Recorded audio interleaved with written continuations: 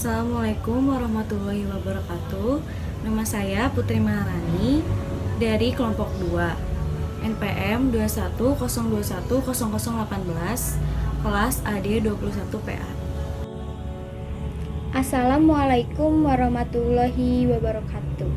Perkenalkan, nama saya Nazmi Salsabila dari kelompok 2 dengan NPM 2102100003 dari kelas AD 21PA. Di sini saya akan menjelaskan tentang iman dan takwa. Pengertian iman dan takwa. Imtak merupakan gabungan dari dua kata. Yang pertama iman dan yang kedua adalah takwa. Imtak merupakan bentuk perilaku manusia dengan Tuhan dan dengan sesama manusia. Kata iman menurut bahasa Arab adalah akoda ya uduk dotan wa akidatan, yang artinya ikatan atau perjanjian. Maksudnya sesuatu yang menjadi tempat bagi hati dan hati nurani terikat padanya. Sedangkan menurut istilah iman bukan sekedar kepercayaan dan pengakuan, tetapi mencakup dimensi pengucapan dan perbuatan. 1. Implementasi iman dan takwa dalam kehidupan modern. A. Problematika, tantangan, dan resiko dalam kehidupan modern. Pengertiannya dahulu, problematika kehidupan modern adalah terjadinya masalah sosial budaya yang sudah terbangun dan terus menjadi kecenderungan sehingga sulit untuk dirubah. Masalah-masalah sosial budaya itu berkaitan dengan pola pikir, sikap, dan perilaku manusia yang dipengaruhi oleh terjadinya kemajuan atau transformasi komunikasi, mesin-mesin industri, peralatan rumah tangga, persenjataan, konstruksi, dan bahan bangunan, dan lain-lain. Berkembang atau munculnya berbagai penyimpangan sosial budaya tersebut haruslah diakui sebagai suatu tantangan dan resiko yang memang harus dihadapi sebagai bentuk ujian atas keimanan dan ketakwaan kita kepada Allah Subhanahu wa Ta'ala. Sudah menjadi ketentuan dan janji Allah bahwa dengan iman dan takwa yang teguh pasti akan dapat mengatasi segala fenomena negatif sosial, budaya, ekonomi yang terjadi.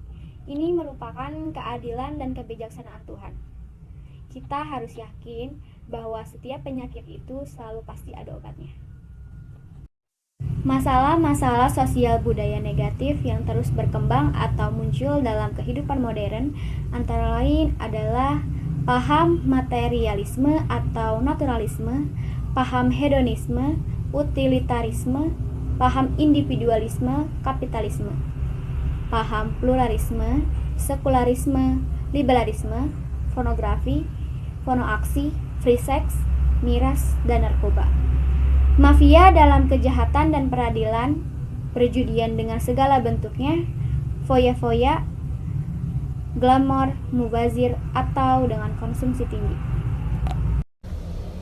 Peran iman dan takwa di dalam problem dan tantangan kehidupan modern adalah suatu masalah besar yang harus dihadapi oleh setiap orang atau manusia.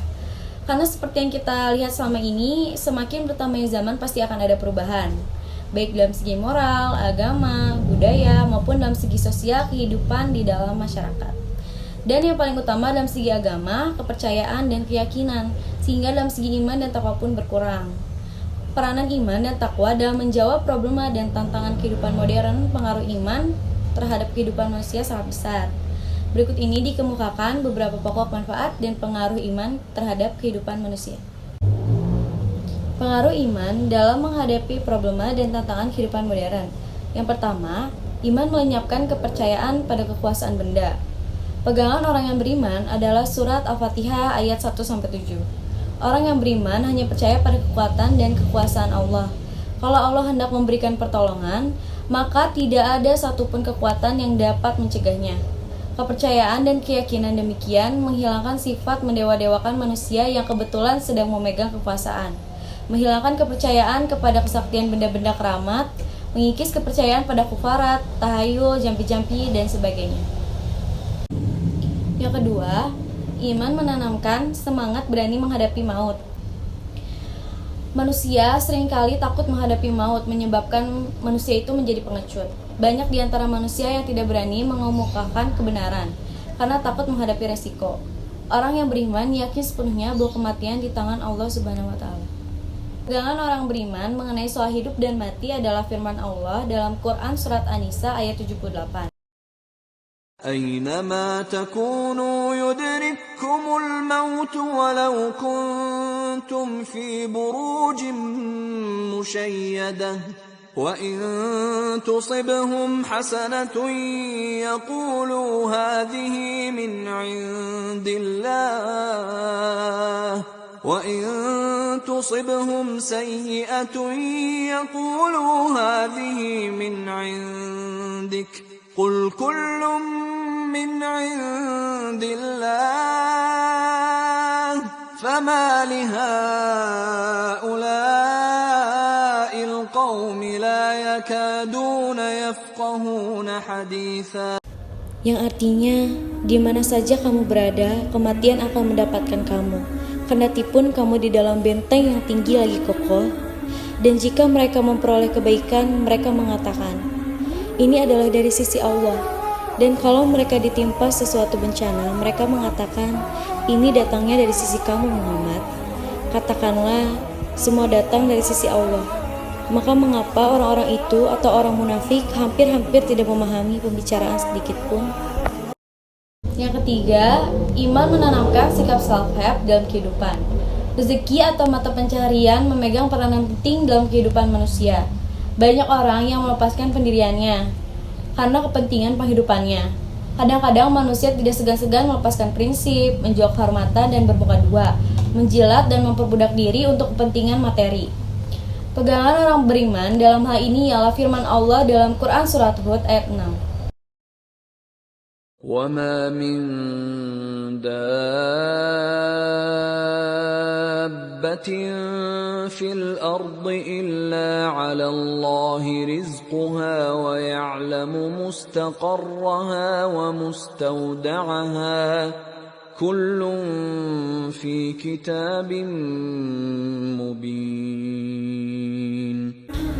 Yang artinya, dan tidak ada suatu binatang melata pun di bumi melainkan Allah lah yang memberi rezekinya, dan Dia mengetahui tempat berdiam binatang itu dan tempat penyimpanannya. Semuanya tertulis dalam kitab yang nyata.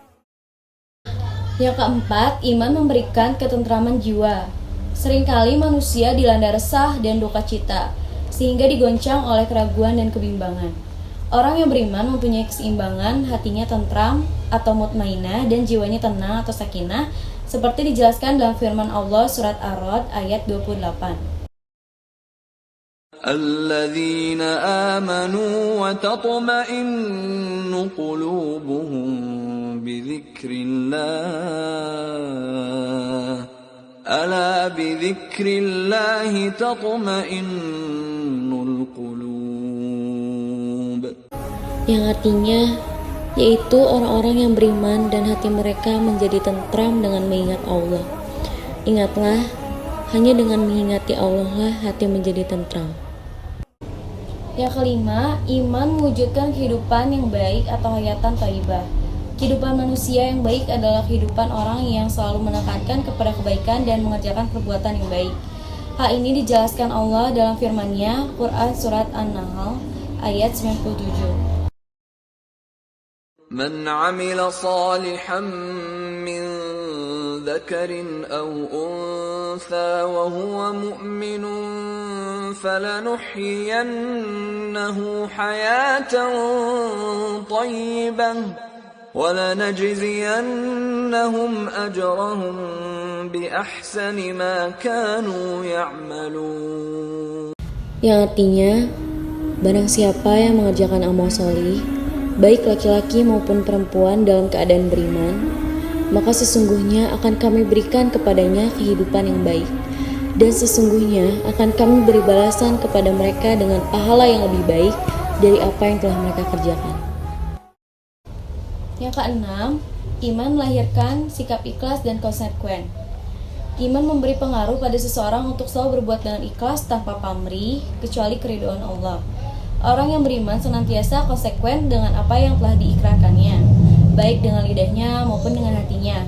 Ia senantiasa berpedoman pada firman Allah dalam Quran Surat Al-An'am ayat 162. قل إن صلاتي ونسكي ومحياي ومماتي لله رب العالمين.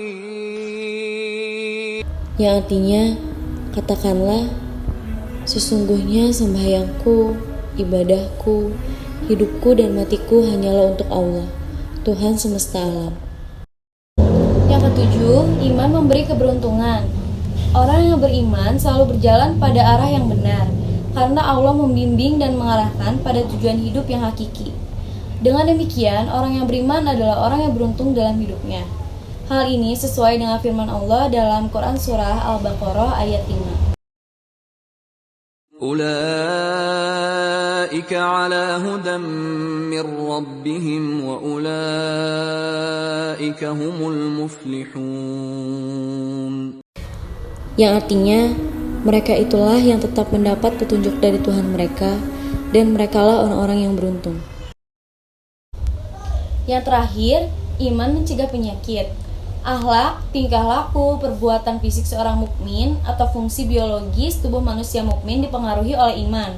Hal itu karena semua gerak dan perbuatan manusia mukmin, baik yang dipengaruhi oleh kemauan seperti makan, minum, berdiri, melihat dan berpikir, maupun yang tidak dipengaruhi oleh kemauan seperti gerak jantung, proses pencernaan, dan pembuatan darah, tidak lebih dari serangkaian proses atau reaksi kimia yang terjadi di dalam tubuh.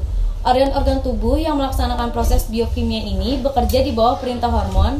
Kerja bermacam-macam hormon diatur oleh hormon yang diproduksi oleh kelenjar hipofise yang terletak di samping bawah otak. Pengaruh keberhasilan kelenjar hipofise ditentukan oleh gen atau pembawa sifat yang dibawa manusia semenjak ia masih terbentuk zigot dalam rahim ibu. Dalam hal ini, iman mampu mengontrol hormon dan selanjutnya membentuk gerak, tingkah laku, dan akhlak manusia.